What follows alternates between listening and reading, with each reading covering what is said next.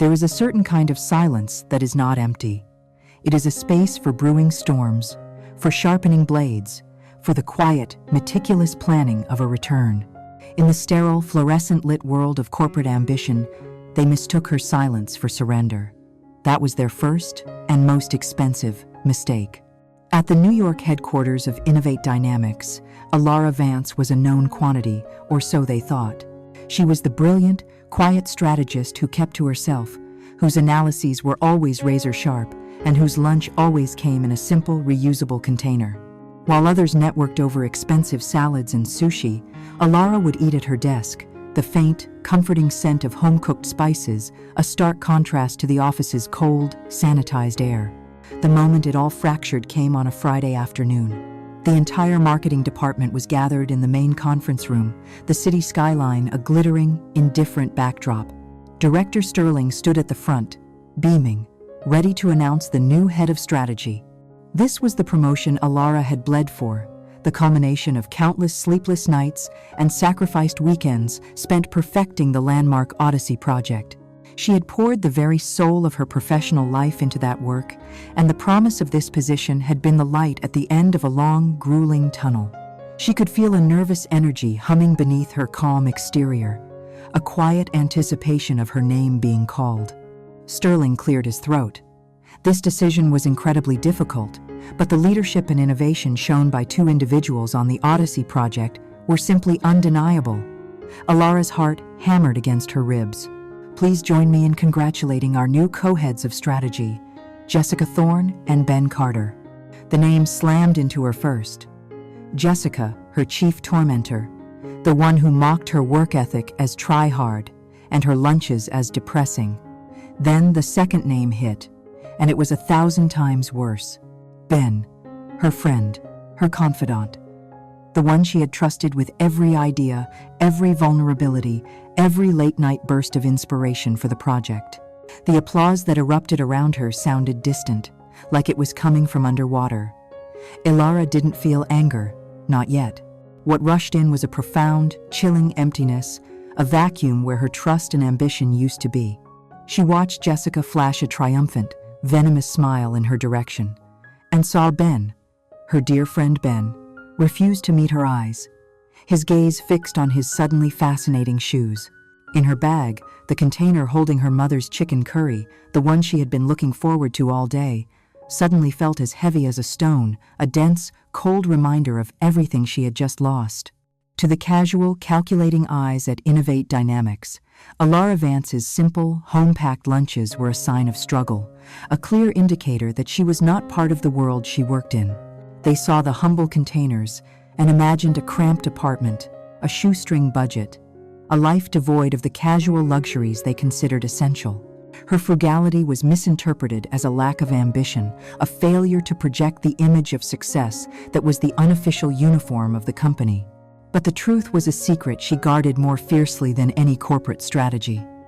Alara was not poor. She was rich in purpose. Every dollar she saved, every overpriced latte she bypassed, was a brick in the foundation of a dream she was painstakingly building, a dream that smelled of roasted garlic, fresh basil, and the warm, yeasty scent of baking bread. Her story began not in a boardroom, but in a small, bustling kitchen in Queens. Her parents, Maria and Leo Vance, had arrived in America with little more than a shared love for each other and a collection of recipes passed down through generations. They poured every ounce of their energy and savings into a tiny, 20-seat restaurant they named The Hearth. It was more than a business, it was an extension of their home. Leo was the heart of the front of the house, his booming laugh making every customer feel like family. Maria was the soul, a quiet maestro in the kitchen who believed that food was the most honest form of communication. She cooked not just to feed people, but to comfort them, to celebrate with them, to remind them of a home they might have left far behind. Alara grew up in that world, her childhood a tapestry of vibrant sounds and smells. She learned to count by tallying orders, learned the alphabet from the labels on spice jars, and learned about dedication by watching her parents work 18-hour days. Their faces etched with exhaustion, but their eyes always bright with pride. The food Alara brought to work each day was not a sad little meal. It was a page from her mother's handwritten cookbook, a leather-bound volume stained with olive oil and dusted with flour, its pages soft as cloth from years of use. The lentil soup Jessica had once sneered at was the same recipe her mother made on rainy days. The simple chicken and rice was the first dish her father had ever taught her to cook. Each meal was an act of remembrance, a quiet communion with the two people who had shaped her world. And then, in the space of a single, screeching moment of twisted metal on a rain-slicked highway, that world had vanished. A drunk driver had taken both of them, leaving Alara, at 22, utterly alone with a legacy she wasn't sure how to carry. After the grief came a steely resolve. She would not let their dream die with them. She would rebuild the hearth, not just as a copy, but as a tribute, a place that embodied the warmth and integrity they had championed. That resolve was the fuel for her journey into the corporate world. She chose marketing because she knew a great restaurant was not just about great food, it was about telling a great story. She took the job at Innovate Dynamics because it was a name that would look good on a business loan application. She endured the soulless meetings and the hollow corporate jargon because it paid well, and every paycheck was a step closer to her goal. She was a ghost in their machine, her true self living for the moment she could finally walk away. And in that cold, impersonal landscape, she had found Ben. Ben Carter had arrived a few months after her, a fellow analyst who seemed just as disillusioned by the office's cliquey politics. They bonded in the trenches, the last two to leave the office, sharing cynical jokes over lukewarm coffee. He was the only one who didn't comment on her lunch. Instead, he'd ask what it was, his interest seeming genuine. "My mom's recipe," she would say, a small, shy smile touching her lips. That small kindness was a crack of light in her carefully constructed fortress, and slowly she let him in. He was easy to talk to, a seemingly empathetic soul who complained about his student loans and his desire to do something more meaningful with his life. He felt like an ally, a fellow traveler in a foreign land. So, one night, as they worked late on an early-stage proposal, she finally told him everything. She spoke of her parents, of the original The Hearth, of the smells and sounds of her childhood. Her voice, usually so measured and professional, was thick with emotion. She pulled out her phone and showed him pictures of her parents, beaming with pride in front of their small restaurant. Ben had listened with what appeared to be rapt attention. He had called her dream beautiful and important. He had encouraged her, telling her she was brave to carry on such a legacy. That night, feeling seen and understood for the first time since her parents' death, Alara made a fateful decision. She opened her personal laptop and showed him the business plan she had been working on for years. It was all there. The financial projections, the marketing strategy, the menu inspired by her mother's cookbook, even the sketches for the decor.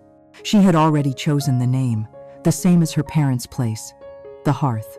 "Wow, Ilara," he had breathed, looking over the detailed spreadsheets. "This island, incredible. You've thought of everything."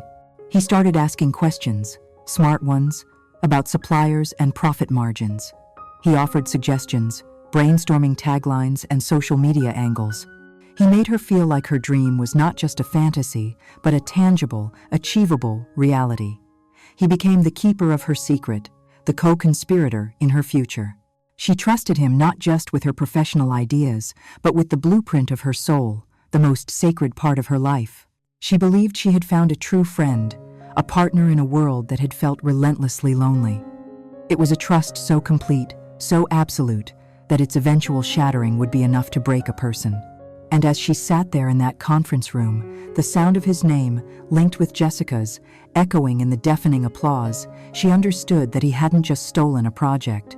He had taken the beautiful, sacred dream she had shared with him and used its energy to fuel his own petty ambition, leaving her with nothing but the cold, bitter ashes of her trust. Innovate Dynamics operated on an unspoken, yet brutally enforced social currency.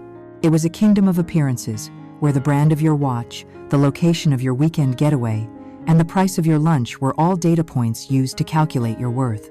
It was a culture that valued performative confidence over quiet competence, a place where the loudest voice in the room was often mistaken for the smartest.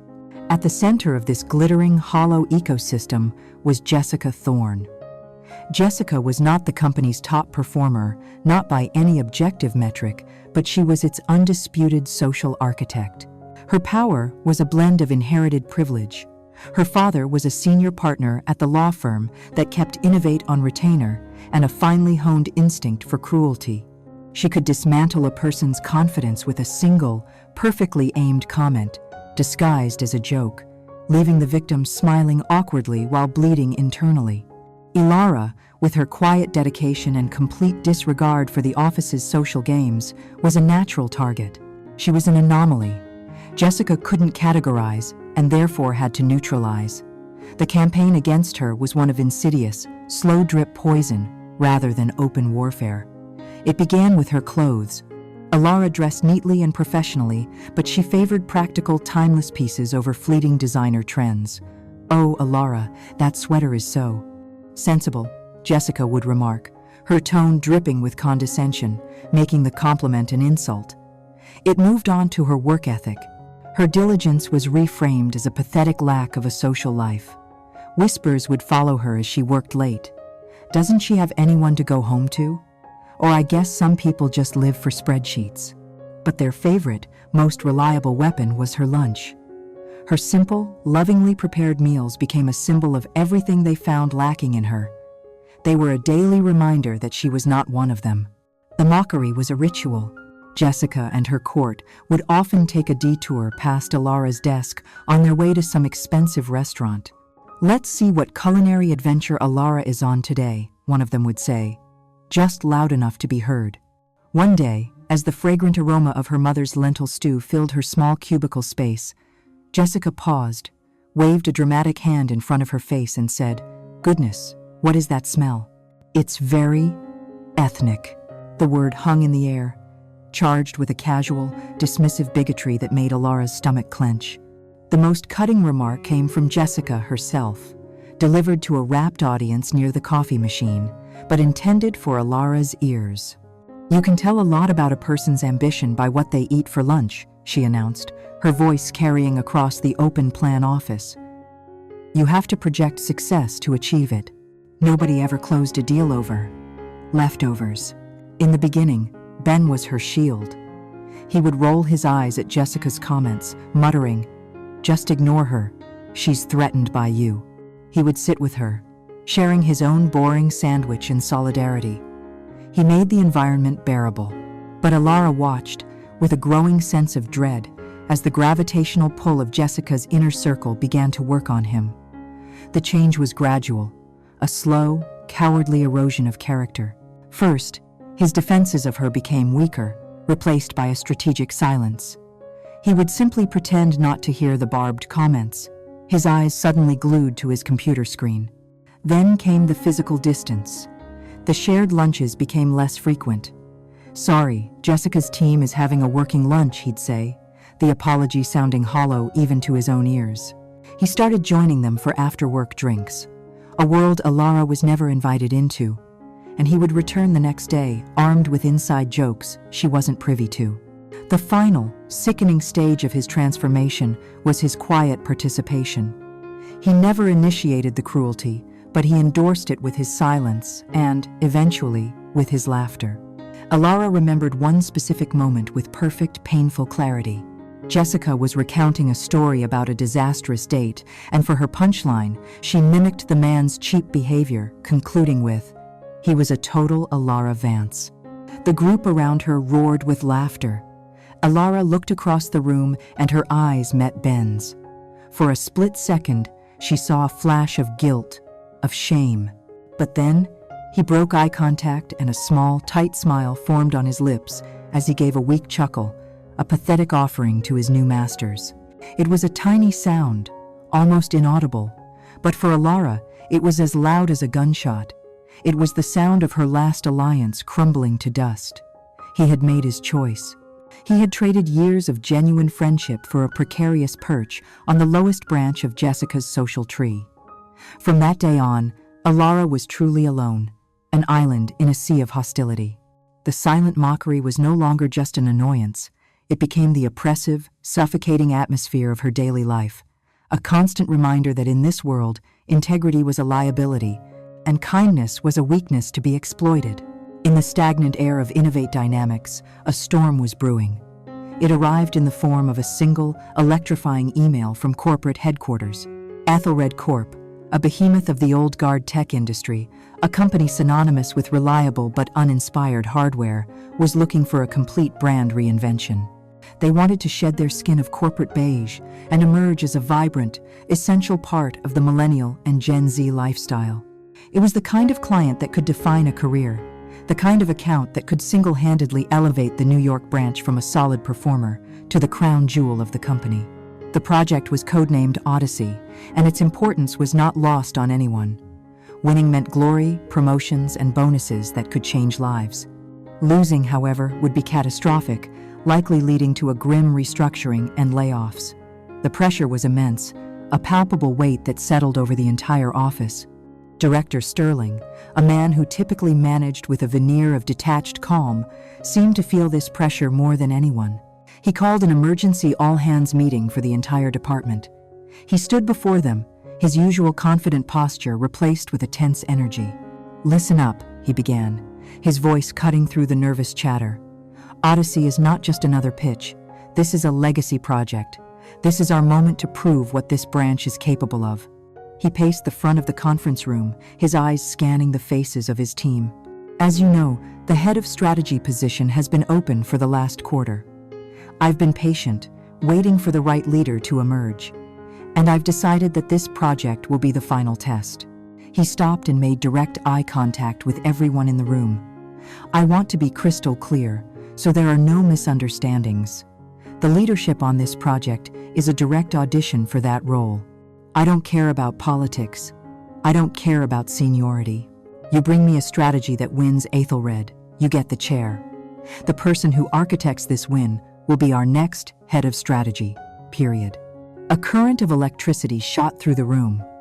For most, it was a chance to posture and politic.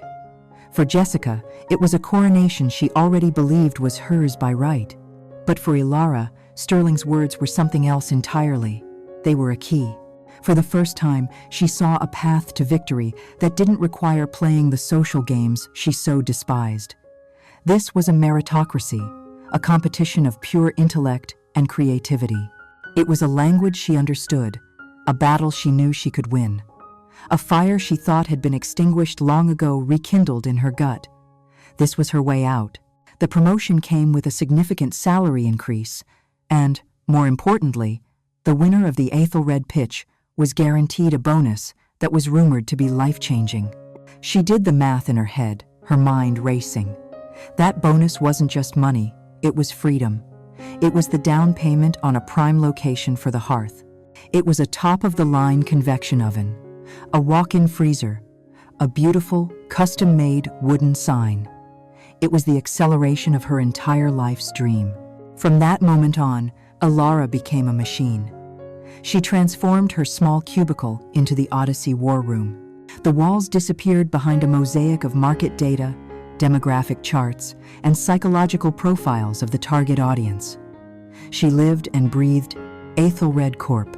She devoured every piece of information she could find: shareholder reports, internal memos, disgruntled employee reviews on Glassdoor, old television commercials. While others at Innovate were brainstorming flashy, superficial slogans, Ilara was digging deeper, searching for the company's forgotten soul. She worked through lunch, her mother's recipes now fuel for a singular, obsessive purpose. She was the first one in the office and the last one to leave. The silence of the empty building broken only by the click-clack of her keyboard. Her breakthrough came at 2 a.m, fueled by stale coffee and sheer willpower. Every other agency would pitch a campaign based on processor speeds and screen resolutions. They would try to make Ethelred look like a younger, less cool version of its competitors. That was a losing strategy. Ilara's idea was radically different. She realized Ethelred's strength wasn't in being the newest or the fastest. It was in its reliability, its quiet presence in the background of people's lives for decades. Her strategy wouldn't sell technology, it would sell nostalgia for a future yet to be lived. The campaign was built around a single, powerful human insight. In an age of digital noise and fleeting connections, people craved permanence and authenticity. Her campaign, which she titled Continuum, would feature stories of how Ethelred products weren't just tools, but the silent witnesses to life's most important moments. A grandfather seeing his grandchild for the first time on a video call. A young couple co-writing their wedding vows on a shared document. A musician composing their first hit song. The tagline was simple, emotional, and powerful. Ethelred, the hardware of your life's software. It was brilliant, empathetic, and utterly unexpected. Throughout this process, Sterling had assigned Ben to support Alara with data analysis, while Jessica was tasked with client-side optics. Jessica's contribution amounted to suggesting they hire a famous DJ for the launch party. Ben, however, became Alara's shadow. He was there for every late night, every breakthrough. In her work-induced trance, Alara mistook his presence for their old partnership. She was too focused on the finish line to see the predatory gleam in his eyes. She walked him through her entire thought process, explaining the psychological triggers behind her strategy, the emotional arc of the campaign. She shared her drafts, her notes, her secret formula, believing they were a team, racing towards the same goal. He offered no ideas of his own, only praise and encouragement, absorbing her genius like a sponge. On the final night, with the presentation due at 9 a.m., Alara put the last touches on the deck. The slides were beautiful, the narrative was compelling, the data was irrefutable. It was, she knew with a certainty that resonated deep in her bones, the best work she had ever done. It was more than a pitch. It was a testament to her talent, a validation of her entire professional existence. At 4:17 a.m., she leaned back in her chair, the quiet hum of the sleeping office her only company. A rare, genuine smile touched her lips. She had done it. She had built a key, and she was about to unlock her future. With a sense of profound and deserved pride, she attached the file to an email, addressed it to Sterling, and, as was standard protocol, she copied Jessica and Ben. The subject line was simple: Project Odyssey, Final Pitch Presentation. As she clicked the send button, she felt a wave of triumphant relief. She had held up her end of the bargain.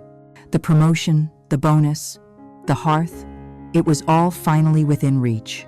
Alara walked into the office the next morning, feeling as though she were floating. The exhaustion from weeks of relentless work was a pleasant hum beneath her skin, overshadowed by the electric thrill of accomplishment. She had done it. She had created something powerful and true, and she was ready to present it, to claim the future she had worked so hard to build.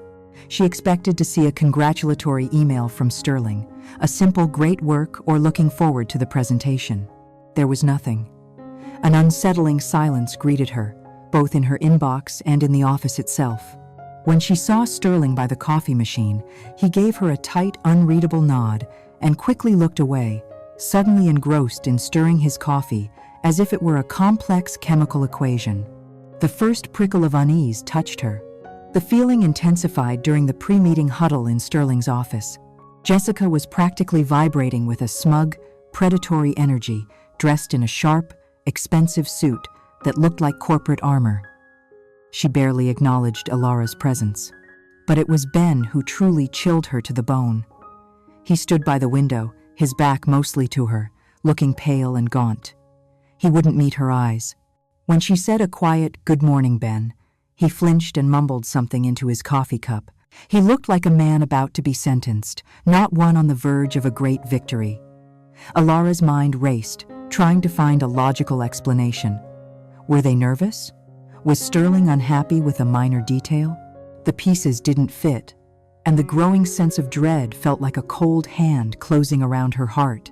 When they filed into the main boardroom, the atmosphere was thick with executive gravitas.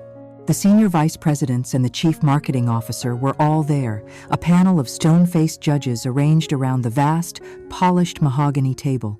Alara took her usual seat on the periphery, her presentation notes clutched in her hand, her pulse a steady, nervous drum.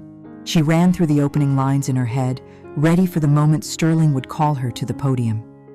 This was it, the culmination of everything. Sterling stood up, his face a mask of corporate enthusiasm. "Good morning, everyone. Thank you for being here." As you know, the Ethelred pitch represents a defining moment for this branch. The work you are about to see is the result of countless hours of dedication, deep strategic thinking, and a truly visionary approach. He paused for dramatic effect, letting the anticipation build. Alara leaned forward slightly, ready. The strategic direction for this monumental project, Sterling continued, his voice booming with false sincerity, was spearheaded by two of our most dynamic and forward-thinking talents. Please join me in welcoming them to the podium. Jessica Thorne and Ben Carter. The words didn't register at first.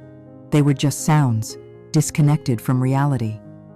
Alara watched, as if in a dream, as Jessica rose gracefully, a triumphant smile plastered on her face. And then she saw Ben push himself away from his chair, his movements stiff and robotic, and walk to the front of the room. He still wouldn't look at her.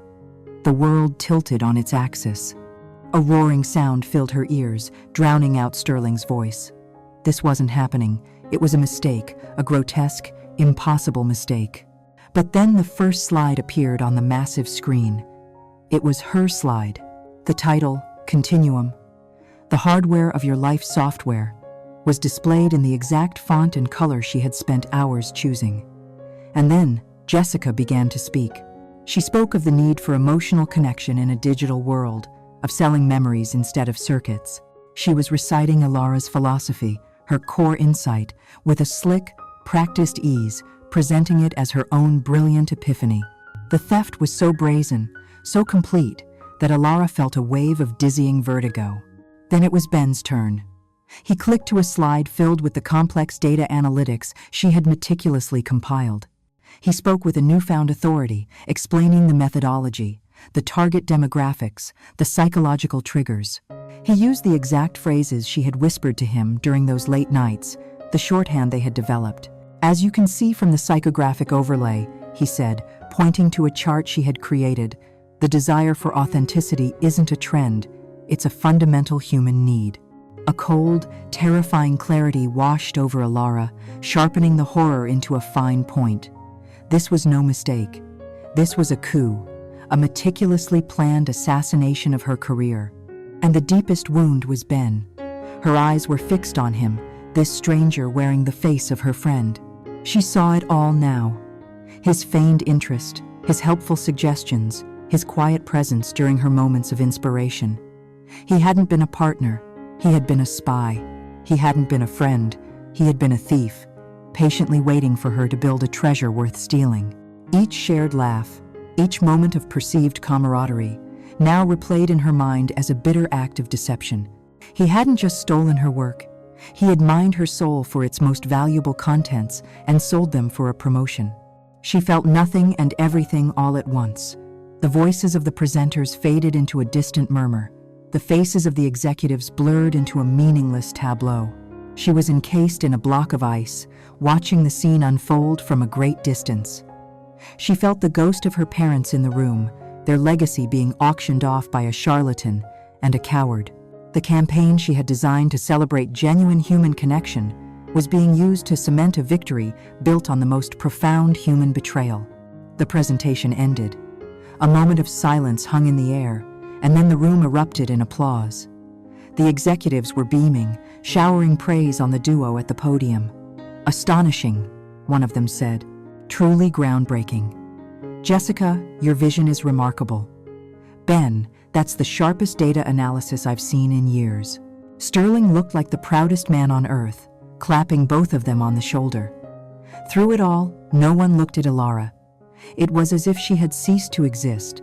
She had poured her entire being into that project, and they had not only stolen the credit, they had erased her from its history entirely. The applause finally died down, and as the executives began to file out of the room, still congratulating the triumphant pair, Alara remained in her chair, frozen. The promise had been kept.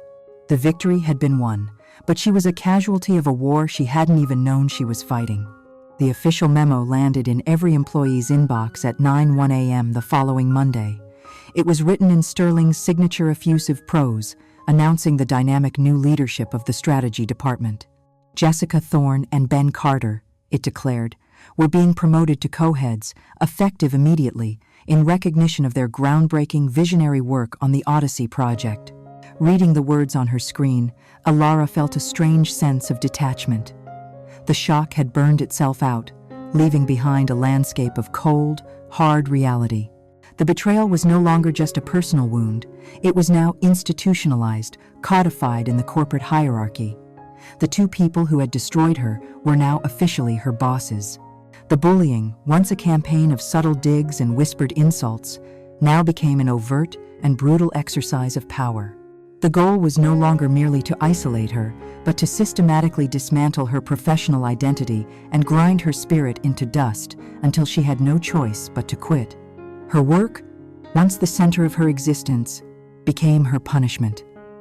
Alara, the brilliant strategist who had architected the company's biggest win, was assigned the tasks of a first-year intern. She spent her days proofreading mind-numbingly tedious compliance documents, cross-referencing decade-old spreadsheets, and organizing digital files into an arcane system of Jessica's own chaotic design. It was a deliberate, calculated humiliation, designed to remind her with every keystroke that her talent was worthless to them now that they had taken what they needed from it. In meetings, her presence was weaponized against her. If she dared to offer an opinion, Jessica would listen with a theatrical patience before smiling sweetly and saying, "Thank you for that perspective, Alara. Very foundational." Now, moving on to some more forward-thinking ideas. Her contributions were either ignored or publicly belittled. Ben was somehow worse. Power had transformed him. The guilt-ridden coward was gone, replaced by a man desperate to prove he belonged in his stolen position. He adopted a new, arrogant swagger, and his cruelty towards Alara was performative, a constant signal of his loyalty to Jessica. If Alara presented a data point, Ben would immediately clarify it, subtly reframing her work to make it seem flawed or incomplete. He never spoke to her alone, always making sure Jessica or another team member was present as a buffer, an audience for his new persona. The man she had shared her deepest dreams with now looked at her with the cool, appraising eyes of a stranger, and it was a look that severed the last, lingering thread of the friendship she had once cherished. Her isolation was now total and ruthlessly enforced. Junior employees who had once admired her now averted their gazes when she walked past. Invitations to team coffee runs or after-work drinks ceased entirely. She would eat her lunch at her desk, the familiar sense of her mother's cooking no longer a comfort, but a reminder of a life and a dream that felt further away than ever. The office, once a place of ambition, became a prison, each day an 8-hour sentence of psychological torment. The breaking point, the final, unforgivable act, came during a mandatory team celebration. Sterling had booked a private room at an obscenely expensive restaurant to toast the Odyssey victory. Alara's attendance was not optional. She sat at the long table, the sounds of loud laughter and clinking champagne glasses grating on her raw nerves. It was a surreal nightmare, being forced to celebrate the very event that had ruined her. To cope, she had brought her work with her, a ridiculously urgent but meaningless report Ben had assigned her that morning with an impossible deadline. While they feasted on oysters and steak, she was hunched over her laptop and a stack of printed charts, trying to maintain a facade of professionalism. Jessica, holding a glass of deep, blood-red Merlot, was holding court at the head of the table. After a while, she stood up, glass in hand, and began to meander around the room under the guise of mingling. She made her way towards Alara's end of the table, laughing at some joke. Then, it happened. With a theatrical little whoops, she pretended to trip, her arm lurching forward. The entire glass of red wine arced through the air and crashed down directly onto Alara's work, splashing across the pristine white pages of her report and the front of her simple white blouse. The dark crimson stain spread instantly like a blooming wound. A shocked silence fell over the table for a moment. Jessica put a hand to her mouth in a perfect pantomime of horror. "Oh my God, Alara. I am so sorry," she gushed, her eyes glittering with undisguised malice. She grabbed a napkin and made a useless show of dabbing at the ruined papers. Then, she leaned in close, and for Alara's ears only, she delivered the final, fatal blow. "Oops, my bad," she whispered, her voice a venomous purr. "Maybe you should stick to eating at your desk, where things are less messy." It was the callback, the deliberate, cruel linking of this public humiliation to the years of private mockery that shattered something deep inside Alara. She looked up from the crimson stain. She saw the Snickers being hidden behind hands around the table. She saw Sterling, looking uncomfortable but doing nothing. And then she looked at Ben. He stood a few feet away, watching the entire scene unfold, his face utterly blank, his hands in his pockets. He saw her degradation, her ultimate humiliation at the hands of his co-conspirator, and he did nothing. He said nothing. His silence was his final, damning confession. In that moment, the pain, the grief, the humiliation of the past few months vanished. They didn't break her. They forged her. A profound, icy calm settled over Alara. The fire of her anger had burned away all the soft, vulnerable parts of her, leaving behind something cold, hard, and unbreakable. She slowly and deliberately gathered the wine-soaked, ruined pages of the report.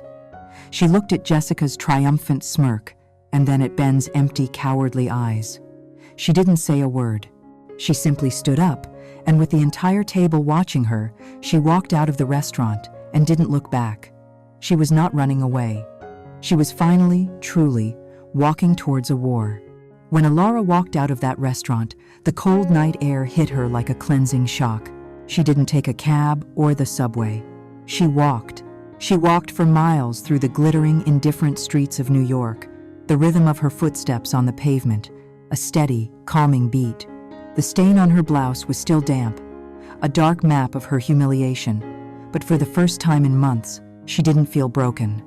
The final, blatant cruelty of the act had been a strange and terrible gift. It had cauterized the wound, burning away all the lingering hope and hurt, leaving behind only the hard, unyielding scar of purpose. There was no more ambiguity, no more wondering if she was being too sensitive, no more hoping for a friendship that was already dead. The board was clear. The game had been played, and she had lost by their rules. Now, she would play by her own. She didn't cry when she got home. Instead, she opened her laptop, the one they didn't own, the one that held the blueprint to her real life. She opened the spreadsheet for the hearth, its cells filled with her dreams and calculations. She looked at her savings, the numbers representing years of quiet sacrifice. It wasn't as much as she'd hoped for, not without the bonus from the Odyssey project, but the numbers didn't lie. It would be harder, it would be riskier, but it was possible. The dream was no longer a gentle, distant lighthouse. It was a lifeboat, and she was clinging to it with everything she had. After reviewing her finances with a cold, clear eye, she opened a blank document. Her fingers moved across the keyboard with a steady, deliberate calm. The resignation letter was 4 sentences long, a model of professional brevity. It contained no accusations, no emotion, no explanation. It offered them nothing. It was a closed door, slammed shut and locked. The next morning, she walked back into the office of Innovate Dynamics as if nothing had happened. The wine-stained blouse was gone, replaced by a crisp black dress. Her posture was perfect, her expression serene. The effect was immediate and unsettling. Her colleagues, who had expected tears or a furious confrontation in HR, were met with an impenetrable wall of professional calm. They mumbled awkward greetings, their eyes darting away from hers. They had all been witnesses, and her lack of a visible reaction was a quiet indictment of their complicity. She gave them no drama to whisper about, no emotional outburst to justify their narrative of her as a weak, overly sensitive victim. She simply did her work. At precisely 10 a.m., she walked to Sterling's office. He was on the phone, but his eyes widened slightly when he saw her. She waited patiently until he finished, then stepped inside and placed the folded letter in the exact center of his desk. He read it, his eyebrows shooting up. "Alara, this island. Very sudden. Is this about the unpleasantness at the lunch yesterday? I've decided to pursue another opportunity," she said, her voice even and calm. "Well, let's not be hasty," he began, shifting into his managerial damage control mode. "Jessica can be abrasive, But we can talk to HR, smooth things over. There's nothing to smooth over, Alara said, her gaze unwavering. My decision is final. Her calmness was its own form of power. It denied him any angle of attack, any emotional leverage. He was a man used to dealing with hysterics or anger, but this quiet finality left him flustered. He sighed, defeated. Well, I can't say we're not sorry to see you go, he lied. The rest of the day was a study in controlled demolition. She methodically answered emails, finalized her transition documents, and deleted her personal files from the system. It was Ben who finally broke. He cornered her by the printers, his face a mask of anxious guilt. Alara, can we please talk? He whispered, glancing around to make sure no one was watching. About yesterday, about everything. I am so sorry. It all got so out of control. I never meant for. Alara turned to face him fully. She looked at him, truly looked at him, for the first time since the betrayal. She saw not a monster, but something far more pathetic, a weak man who had mistaken his cowardice for ambition. There was no hatred in her eyes, only a vast, empty distance. There's nothing to talk about, Ben, she said, her voice soft but absolute. You got what you wanted. This is just the consequence. He recoiled as if she had slapped him. He had come seeking a fight, or tears, or forgiveness, anything that would center his own guilt and allow him to feel better. Her calm, factual assessment offered him no such comfort. She had judged him, found him wanting, and dismissed him. Her final act was to pack her desk. The process was a quiet ritual. She carefully wrapped the small, framed photo of her smiling parents and placed it in the cardboard box. Next to it went the well-tended succulent that had been her sole desktop companion. She packed her favorite tea mug and the well-worn copy of her mother's recipe book that she sometimes brought to work for inspiration. She left behind the company manuals, the industry awards she had won for them, the stack of notebooks filled with brilliant strategies they would never use. She was taking her soul and leaving the shell.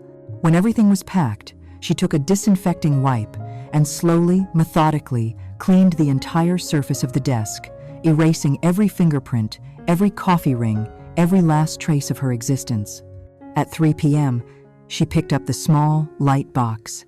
She didn't wait for the 5 o'clock rush. She walked through the center of the office. Heads popped up over cubicle walls. Conversations died down. They were all watching. Her path took her directly past the new office of the co-heads of strategy. The door was open. She saw Jessica inside, feet up on the desk, laughing on the phone. She saw Ben, staring at his screen with a miserable, haunted expression. Alara didn't falter. She didn't look at them. She kept her eyes fixed on the elevator bank at the far end of the room. Her indifference was more profound than any curse she could have uttered. It told them they were no longer relevant to her story. As she pressed the call button, she felt the weight of their collective gaze on her back. They thought they had won. They thought they had driven her out, a defeated soldier slinking away from the battlefield. They didn't understand that her quiet exit was not a retreat. It was a strategic withdrawal. The elevator doors opened with a quiet chime. She stepped inside, and as the doors slid shut, sealing her off from the toxic world of Innovate Dynamics forever, a small, genuine smile finally touched her lips. They had not seen her last act. They had only seen the end of the prelude. The freedom Alara felt when the elevator doors closed behind her was exhilarating, but it was also terrifying. The steady, predictable rhythm of a bi-weekly paycheck was gone, replaced by the stark reality of a dwindling bank account and the monumental task that lay ahead. Her first challenge was finding a space, and with her limited capital, the trendy, high-foot traffic neighborhoods were out of the question. After weeks of searching, she found it. A small, forgotten storefront on a quiet, tree-lined street in a residential part of Brooklyn. It was a place people lived, not a place they came to be seen. The previous tenant had been a dusty antique shop that had closed a decade ago. The windows were grimy, the floors were scuffed and stained, and the air was thick with the scent of neglect. It was perfect. What followed was a trial by fire and physical labor. Alara couldn't afford a team of contractors, so she became one. She traded her business suits for paint-splattered overalls and her keyboard for a power sander. She spent grueling 12-hour days, stripping old wallpaper, patching cracked plaster, and sanding the wooden floors until the beautiful, original grain shone through. Every aching muscle, every splinter, every scrape was a form of exorcism, a physical purging of the years she had spent in a sterile, soul-crushing office. She was not just renovating a space, she was rebuilding her life with her own 2 hands. A kind, semi-retired electrician named Sal helped her with the wiring, and a plumber her own age named Marco handled the pipes, both taking a discount on their rates because they were charmed by her grit and her vision. After 2 months of relentless work, the space was transformed. The walls were painted a warm, creamy white, the floors glowed, and the small kitchen gleamed with a mix of new and second-hand stainless steel equipment that had taken every last cent of her budget. The final piece was the sign she hung above the door, a simple, elegant wooden plank with 2 words carved into it: the hearth. It was a promise of warmth, of comfort, of a return to what was real. The menu was just as honest. It was a single page, featuring a small, curated selection of the dishes she knew by heart. There was Maria's slow-braised lamb shank, a dish that took 8 hours to cook and melted off the bone. There was Leo's garlicky shrimp scampi, vibrant and bright. And there was the simple, perfect tomato basil soup, the first thing her mother had ever taught her to make. At the bottom of the menu, in small print, it read, "Food is our common ground, a universal experience." The grand opening was a quiet, nerve-wracking affair. A few curious neighbors came in, along with Sal and Marco and their families. But once the initial buzz of novelty wore off, the silence returned. The first few weeks were a brutal, lonely grind. There were long, empty afternoons where Alara would stand in her beautiful, pristine dining room, watching people walk past without a glance, a cold knot of fear tightening in her stomach. Had she made a catastrophic mistake? She was everything. The chef in the kitchen, the server who took the orders, the dishwasher in the back, the bookkeeper who stared at the mounting bills late at night. The exhaustion was bone deep, but it was different from the exhaustion she had known at Innovate Dynamics. That had been a mental fatigue born of toxicity and meaninglessness. This was the clean, honest ache of physical labor in service of a dream. The turning point wasn't a lightning strike, but a slow, steady dawn, and it began with a woman named Eleanor Gable, Mrs. Gable was a widow in her late 70s who had lived on the block her entire life. She came in one Tuesday afternoon, her expression skeptical. Alara served her the tomato basil soup and a piece of crusty bread. Mrs. Gable took one spoonful, and her eyes closed. When she opened them, they were glistening with tears. "This," she said, her voice raspy with emotion, "tastes like my mother's kitchen." She became Alara's first regular, coming in 3 times a week, and she talked. She told her friends at her book club, she told the butcher down the street, she told her children when they visited. Slowly, word of mouth began to build. A young couple on a date, an artist from a nearby studio, a group of teachers from the local school. People came in, drawn by the scent of roasting garlic and the warm glow from the windows. They came for the food, but they returned for the feeling.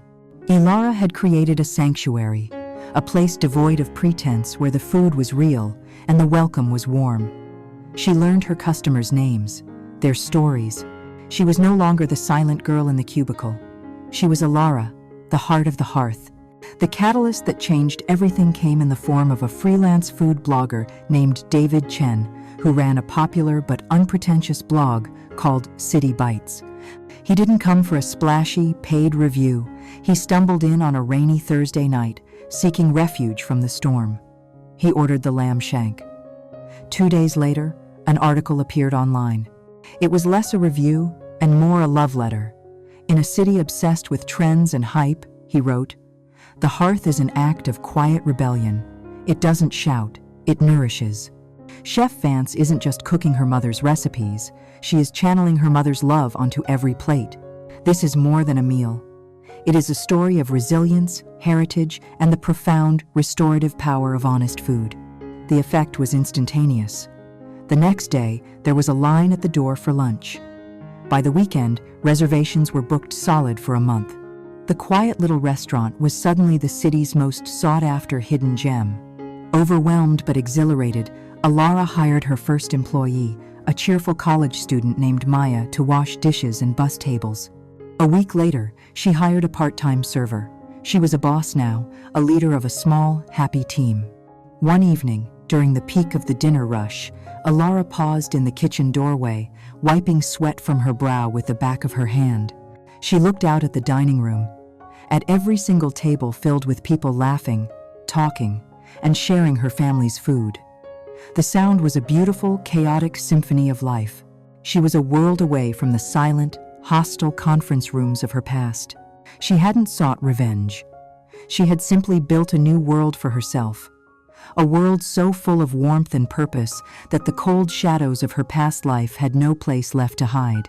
While Alara was building a world of warmth and flavor in Brooklyn, the world she had left behind in Manhattan was slowly turning cold. The victory of the Odyssey project had been a spectacular, but brief, sugar high for Innovate Dynamics. In the year that followed, without Alara's quiet, foundational brilliance, the strategy department, under the joint leadership of Jessica and Ben, had begun to atrophy. Their pitches were stylish but hollow, their strategies derivative of past successes. They were excellent at the performance of innovation, but had lost the substance of it. Client satisfaction scores were slipping, and the branch was losing its reputation as a creative powerhouse. The victory they had stolen was proving to be a finite resource, and the well was running dry. This slow decay was about to collide with a force of nature named Marcus Davenport. Davenport was not a client, he was a kingmaker. He was the founder and CEO of Northgate Equity, the formidable private equity firm that had recently acquired a controlling interest in Innovate's parent company.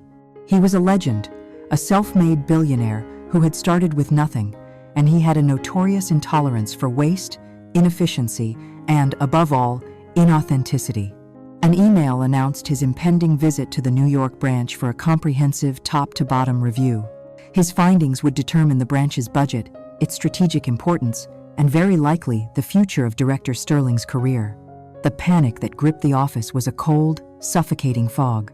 In his glass-walled office, Sterling was a man besieged.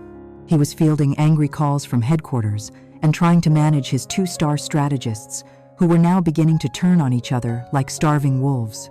The alliance forged in betrayal was fracturing under the weight of mediocrity. In a tense planning meeting, Jessica blamed a recent failed pitch on Ben's uninspired data crunching, while Ben shot back that her so-called vision was just a collection of buzzwords. Sterling slammed his hand on the table. "Enough," he roared. "Davenport will be here in 2 weeks. He is our only priority. I expect perfection. Every single detail must be flawless, especially the welcome reception. This is our one chance to make an impression." The reception was the focal point of their anxieties. Davenport was a well-known food enthusiast, but not of the Michelin star variety. He publicly disdained stuffy, pretentious corporate events. He championed small businesses, valued stories of struggle and triumph, and sought out authenticity in all things. "We cannot," Sterling stressed, his voice trembling with urgency, "give this man a tray of generic mini quiches and a glass of cheap champagne. We need something with a soul, something with a narrative. We are selling him a story about this branch, and the food has to be the first chapter." Jessica and Ben, tasked with finding the caterer, proved useless. They suggested the same tired, expensive Manhattan caterers they always used, the ones known for their reliability and their complete lack of imagination. Sterling rejected everyone. "No. Don't you understand? This is exactly what he hates," he yelled, throwing a brochure across the room in frustration. "This screams lazy corporate money."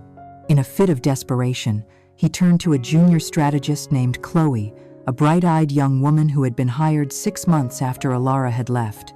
"Chloe, forget these two. Your only job for the next 24 hours is to find me a caterer that has a real story. Find me something that will make Marcus Davenport believe we still have a soul in this place." Eager to prove herself, Chloe dove into her research. She bypassed the corporate directories and went straight to the city's vibrant food scene. Scouring blogs, Instagram feeds, and culture magazines. And one name kept appearing, glowing with praise and reverence: the hearth. She read the story of a chef who had resurrected her family's legacy, creating the city's most beloved new restaurant in a forgotten corner of Brooklyn. She read reviews that praised its unflinching authenticity and food that tasted like a cherished memory. She found David Chen's viral review, and her heart skipped a beat. A narrative of resilience, heritage, and the restorative power of honest food. It was perfect. It was exactly what Sterling had asked for. Chloe worked all night, compiling a sleek, impressive proposal. She included quotes from the reviews, photos of the restaurant's warm, inviting interior, and a sample menu that was both sophisticated and deeply personal. She presented it to Sterling, Jessica, and Ben the next morning. They were bleary-eyed and desperate. As Sterling read through the proposal, a flicker of hope appeared on his face. This is good, Chloe," he said, a rare note of praise in his voice. "A story of family legacy, building something from nothing. Davenport will love this." Jessica, looking at the photos, nodded in approval. "It's aesthetically pleasing, rustic but chic. It projects the right image." Ben scanned the document, his eyes glazing over the details. He saw the name of the restaurant, The Hearth. For a fleeting, microscopic second, a neuron fired in the deep recesses of his memory, a faint echo of a late-night conversation, of a shared dream. But he crushed it instantly. It was impossible. A silly coincidence. His world was here, in this tower of glass and steel. Her world was one of sad, little lunchboxes. The two could never intersect in this way.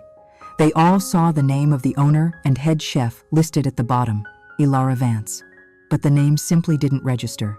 They were so blinded by their own self-importance, so insulated by the mythology they had constructed around their own success, that the possibility of their quiet, discarded victim achieving this level of acclaim was a concept their minds could not, and would not, entertain. "Book them," Sterling commanded, the relief evident in his voice. "Whatever it costs, I want them." Chloe, beaming with pride, returned to her desk and made the call. At the Hearth, the lunchtime rush was in full swing. Ilara was in the kitchen, a conductor in a symphony of sizzling pans and chopping knives, a universe away from the person she had been. Her assistant, Maya, answered the phone. A moment later, she poked her head into the kitchen, her expression a mix of excitement and confusion. "Ilara? There's a woman on the phone, a Chloe. She's from a company, Innovate Dynamics." The sizzle of the pan seemed to fade. The cacophony of the kitchen receded into a dull hum. Ilara took the towel tucked into her apron and slowly wiped her hands. She took the phone from Maya, her movements calm and deliberate. The past had just reached out, knocking on the door of the new life she had so carefully built. She put the receiver to her ear, her voice perfectly even. "This is Ilara," she said. A long-forgotten storm was brewing once more, only this time she was the one who held the lightning. The phone call from Innovate Dynamics was a ghost rattling a long, locked door, but Ilara felt no fear. She felt a profound and chilling sense of clarity, the kind a grandmaster feels when their opponent, after a long and complicated game, finally makes a predictable, fatal move. She accepted the job with a calm, unwavering professionalism that gave nothing away. For the next 2 weeks, the Hearth became a command center for a meticulously planned operation. This would not be just another catering event, it would be a reckoning served on a platter. Every dish was chosen with the precision of a master strategist.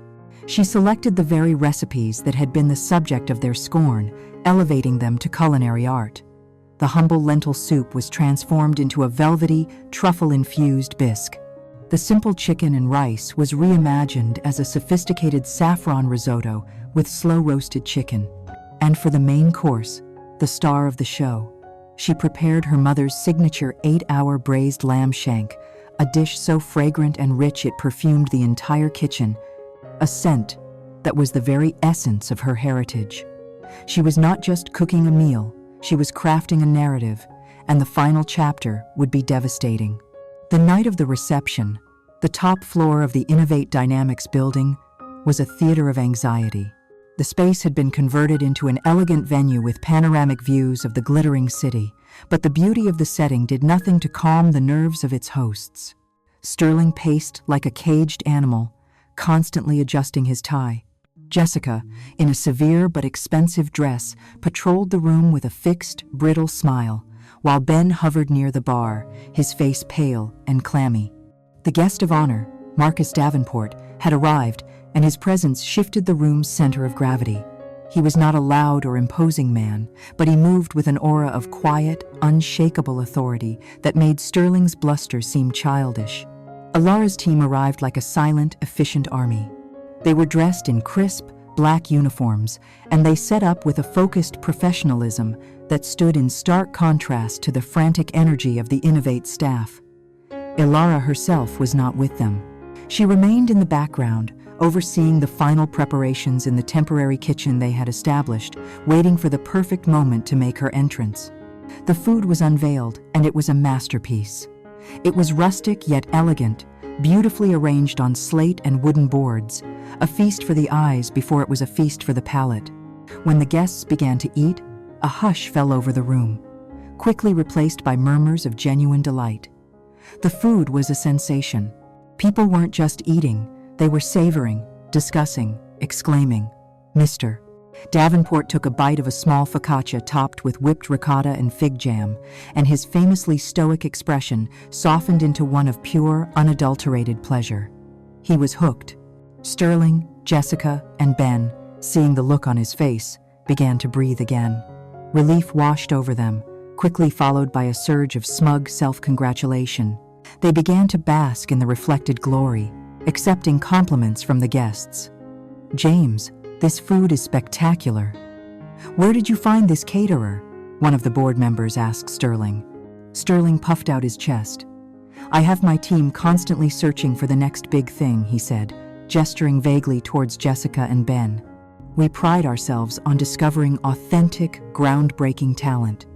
Jessica smiled graciously, as if she had personally ground the spices for the lamb. Ben nodded along, a wave of relief making him bold. The crisis was being averted. They were going to win. After sampling several more dishes, Marcus Davenport made his way over to Sterling, his eyes alight with genuine admiration. "Sterling," he said, his voice a low rumble that commanded attention. "Forget the quarterly reports for a moment. This is the most impressive thing I've seen all night. The story, the integrity, that you can taste it. This is not corporate catering. This is art.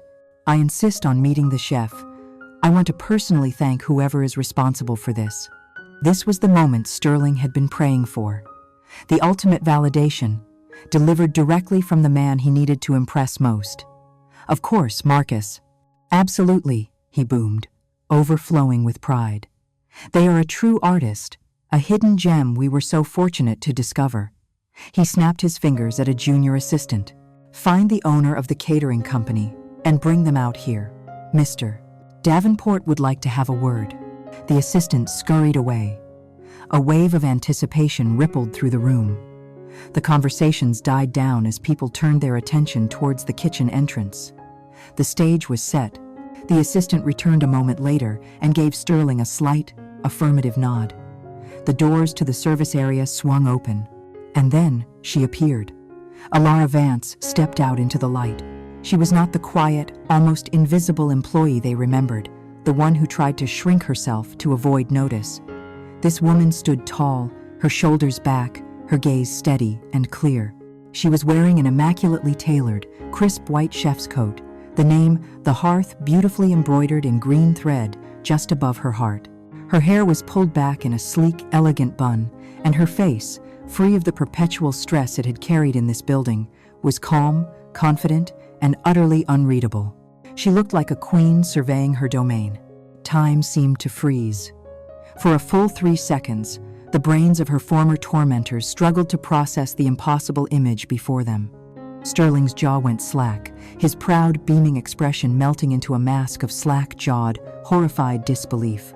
The color drained from his face as the name, the story, the food, and the woman all crashed together in his mind in a single, catastrophic realization.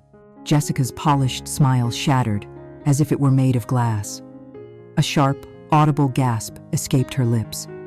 Her eyes widened, first in shock, then in a blaze of pure, venomous fury. The ghost she thought she had vanquished was standing before her, not in rags, but in armor. And Ben? Ben looked as if he had been physically struck. The blood drained from his face, leaving him a ghastly, waxy white. This was not just a professional shock, it was a moral reckoning. The forgotten dream, the stolen legacy, the friend he had so casually destroyed it, was all here, embodied in this powerful, successful woman who now held his entire future in the palm of her hand. They stood there, a trinity of shock and horror, rendered completely silent. And into that silence, Marcus Davenport, oblivious to the silent, screaming drama unfolding before him, stepped forward with a warm, genuine smile, extending his hand. "An absolute triumph," he said, his voice full of admiration. "You must be the famous Ilara Vance." Ilara met Marcus Davenport's outstretched hand with her own, her grip firm and confident. The trio of Sterling, Jessica, and Ben seemed to recede, becoming blurry, insignificant figures in her peripheral vision, "Oh, Mr. Heaven." "Davenport, it's an honor," she said, her voice as smooth and rich as the bisque she had prepared. "I'm so glad you're enjoying the food." "Enjoying is an understatement, Miss Vance," Davenport replied, his eyes crinkling with a genuine smile. "This is a meal with a soul. Sterling was just telling me how his team discovered you. A true hidden gem." Ilara's own smile was polite, but her eyes held a dangerous glint as she allowed her gaze to drift for a moment towards her former boss. "That's very kind of him," she said, the words perfectly chosen. "I suppose you could say I learned a great deal about the importance of authenticity during my time here at Innovate Dynamics. It was an invaluable education." The double meaning hung in the air, clear as a bell to the three people frozen in horror, yet sounding perfectly professional to Davenport. But before he could respond, Jessica, vibrating with a rage she could no longer contain, leaned towards Ben. Her voice was a venomous whisper, a desperate attempt to reclaim some semblance of her shattered superiority. "Can you believe it?" she hissed, her lips barely moving. "The lunch lady is now serving us." She thought the comment was lost in the ambient chatter of the room. She was wrong. Marcus Davenport had not built a billion-dollar empire by missing the details. His smile did not change, but Ilara, watching him closely, saw a subtle shift in his eyes, a flicker of light hardening into something cold and sharp. He had heard. He had noticed the poison in his paradise. His posture didn't change, but the nature of his inquiry did.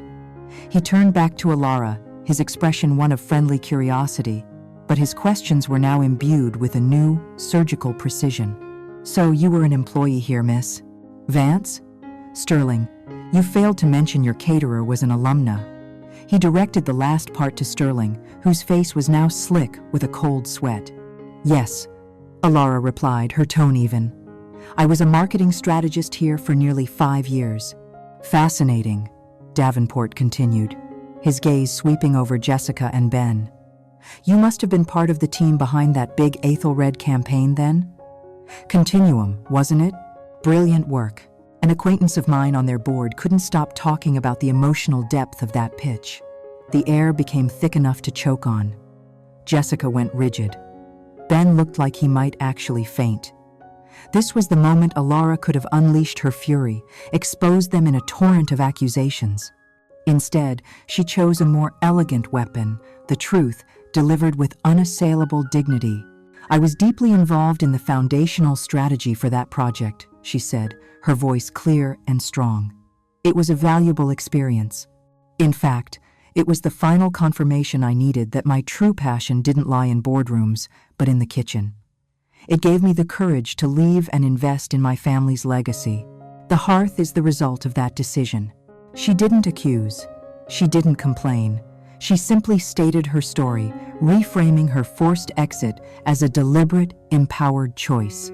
In doing so, she painted them not as villains, but as an irrelevant, unpleasant stepping stone on her path to true success. Her grace was more damning than any accusation. Davenport put all the pieces together in an instant. The overheard lunch lady insult, Ilara's powerful but polite story, Sterling's lie about discovering her, and the raw panic radiating from Jessica and Ben. He saw the entire, ugly picture. And Marcus Davenport had a zero-tolerance policy for the kind of internal rot that sacrificed real talent for the sake of petty politics. It was, in his view, the most expensive mistake a company could make. He let the silence hang for a moment longer. Then he turned to Sterling. The warmth was gone from his voice, replaced by a glacial calm that was far more terrifying than any shouting. "Sterling," he said, his voice low and distinct. "Thank you for the reception. My team and I will be back in this office tomorrow morning, 8 a.m. sharp. I want a full review of all project assignments and personnel files for the strategy department, including all former employees for the past 2 years. We are going to have a very serious discussion about the talent you cultivate here and the talent you let walk out the door." It was a corporate execution, delivered with a smile. The party dissolved around them. The guests, sensing the sudden deep freeze, made their excuses and fled. Alara, having said all she needed to say, gave Mr. Davenport a small, respectful nod and turned to direct her team. They packed up their equipment with the same quiet efficiency with which they had arrived, moving through the wreckage of the party like ghosts. When they were gone, only Sterling, Jessica, and Ben remained in the grand room, the remnants of the feast mocking them from the tables.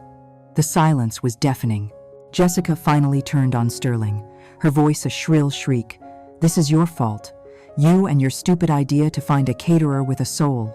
Ben, shaking, pointed a trembling finger at Jessica. If you had just kept your mouth shut, he heard you."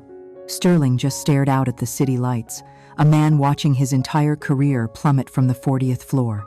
They had clawed their way to the top of their small, dirty hill, only to have the entire mountain collapse beneath them. The aftermath was swift and brutal. Marcus Davenport's investigation was ruthlessly efficient. 2 weeks later, Jessica Thorne was fired, her termination paperwork citing gross professional misconduct and the creation of a hostile work environment. Her family connections proved useless against a man who owned the company. Ben Carter was not fired. He was given a far crueler punishment. He was demoted to a junior analyst role in a different department, a public and permanent branding of his failure and disloyalty. His career was over. He was now a pariah, a walking cautionary tale about the price of betrayal. And Sterling was quietly forced into an early retirement, a disgraced leader who had allowed the most valuable asset, a brilliant, dedicated employee, to be driven out by the very worst. Alara read about the management shakeup at Innovate Dynamics in a trade publication. She felt no triumphant glee, no thrill of victory. She felt a quiet, distant sense of cosmic rebalancing. Her revenge had never been the goal. It had simply been an unexpected and karmic byproduct of her success. Her true victory was not their failure. It was the bustling dining room of the Hearth on a Tuesday night. It was the laughter of her customers. It was the pride she felt when she taught Maya how to properly plate her father's shrimp scampi. She had created a world built on everything Innovate Dynamics was not: honesty, integrity, and a deep, abiding warmth. Justice, she realized, wasn't a dish best served cold. It was a dish best served hot, from your own kitchen to a room full of happy, satisfied customers. Months after the fateful reception that sent shockwaves through Innovate Dynamics, a new kind of quiet settled over the firm. It was the quiet of a battlefield after the fighting is done, the quiet of a company undergoing a painful but necessary cultural surgery. The names Sterling, Thorne, and Carter became whispers, then cautionary tales, and finally faded into the footnotes of the company's history. Under the exacting watch of Marcus Davenport, the branch was being rebuilt from the ground up, with a new, humbling focus on the integrity and talent it had so carelessly discarded. But for Ilara, this was all distant noise. She was not a spectator to their downfall. She was wholly absorbed in her own ascent, too busy managing a thriving restaurant to spare a thought for the ghosts of her past. Then, one crisp autumn afternoon, a call came to the Hearth. It was not a reservation or a supplier, but the crisp, formal voice of an executive assistant from Northgate Equity requesting a meeting for Miss Vance with Mr. Davenport himself. A wave of apprehension, a phantom limb of her old corporate anxiety, pricked at her. But she agreed, her curiosity outweighing her caution. She met him not in a sterile boardroom, but in his own office, a warm, book-lined space that felt more like a university professor's study than the command center of a financial empire. There was no pretense, no power play. He poured her a cup of coffee himself and got straight to the point. "Miss Vance," he began, his gaze direct and respectful, "I have not been able to stop thinking about your story, and more importantly, your product. I've had my market analysis team do a deep dive on The Hearth. Not just the restaurant, but the brand, the narrative, the entire concept." He pushed a thick, leather-bound document across his polished desk. "They've concluded what I already knew that night. What you have created is not just a successful restaurant. It's one of the most valuable and scalable business concepts I have seen in the last decade." Alara was speechless, staring at the proposal. It was a comprehensive plan for a national expansion, for the Hearth to open in every major city across the country, funded by a significant investment from Northgate Equity. It was a dream so large, she had never even dared to have it. She looked at him, her mind reeling. "Mr. Davenport, I don't understand. You're a private equity investor. You deal in tech, in manufacturing. I'm just a small restaurant." He leaned forward, his expression serious. "I invest in excellence, Miss Vance, and in superior assets. And I've learned over a long career that the single most superior and rarest asset of all is integrity. It's the one thing that cannot be manufactured or faked. It's what your old colleagues failed to understand." He paused, and his next words seemed to echo with the weight of all she had endured. "Integrity is the most valuable currency, Miss Vance. You have it in abundance. Some people, I'm afraid, are utterly bankrupt." In that moment, Alara understood. This was not just a business deal. It was a validation of her entire life, of her parents' legacy, of every quiet, principled decision she had ever made. That night, long after the last customer had gone and her staff had headed home, Alara stood alone in the quiet dining room of her first restaurant. The air was filled with the lingering, comforting sense of baked bread and roasted garlic. She ran her hand along the worn wood of a tabletop she had sanded herself. She had never sought revenge. She had only sought to build something beautiful in a world that had shown her its ugliness. She wanted to create a small pocket of warmth and honesty, a tribute to the love her parents had cooked into every meal. And in doing so, in focusing only on the act of creation, she had found a justice more complete and more satisfying than any vengeful plan could have ever produced. Her parents' small 20-seat restaurant in Queens was about to become a national legacy, a testament to the idea that the things that truly nourish us, honesty, hard work, and love, are always, eventually, the things that endure. And so we leave her there, in the quiet heart of her creation, on the cusp of a future she earned not by fighting her enemies, but by outgrowing them entirely. Her story serves as a potent reminder for anyone who has ever felt small, overlooked, or wronged in the cold calculus of the corporate world. Never underestimate the silence of someone who has endured too much. Their eventual success is not just a triumph, it is a reckoning. And it is always, always served best when it's catered. Join us next time on Office US for another story from the front lines of the corporate world. Until then, work smart and be kind.